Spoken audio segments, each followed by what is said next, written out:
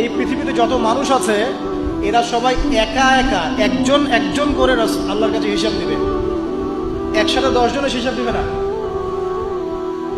চিন্তা করতে পারেন পৃথিবীতে কত কোটি মানুষ চলে গেছে, আর কত কোটি মানুষ আছে, আর কত কোটি মানুষ আসবে।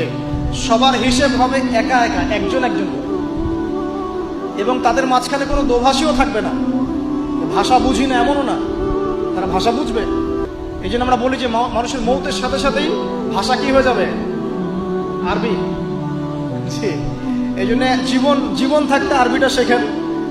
আরবিটা শিখলে কোরআন জানতে পারবেন, বুঝতে পারবেন। আল্লাহ পাক তৌফিক দান করুন, আমিন। তো দেখুন, প্রথমে ব্যক্তির কথা বলা হচ্ছে, সবকিছু বাদ দেন। ইয়া আইয়ুহাল্লাযীনা আমানু, হে মুমিনগণ, তোমরা আগে নিজেদের নফসের খবর নাও, ঠিক আছে? ইত্তাকুল্লাহ, আল্লাহকে ভয় করো, হাক্কা তুকাতিহি, ভয় করার মতো ভয় করো। ওয়ালা তামুতুন্না ইল্লা ওয়া আনতুম মুসলিমুন, পরিপূর্ণ মুসলিম না হয়ে মৃত্যুবরণ করো না। এখন পরিপূর্ণ মুসলিম হতে হলে আমার কি করতে হবে? এক কথা, সহজ কথা, কোরআন এবং হাদিসে যা আছে মেনে চলতে হবে, এবং রাসূলুল্লাহ সাল্লাল্লাহু আলাইহি ওয়াসাল্লামের আদর্শ ফলো করতে হবে। এটা ফলো করতে গিয়ে যদি আমি হোঁচট খাই, পড়ে যাই, তাহলে কি হবে? আবার উঠবেন, আবার ওযু করবেন, আবার নামাজে দাঁড়াবেন, তওবা করবেন।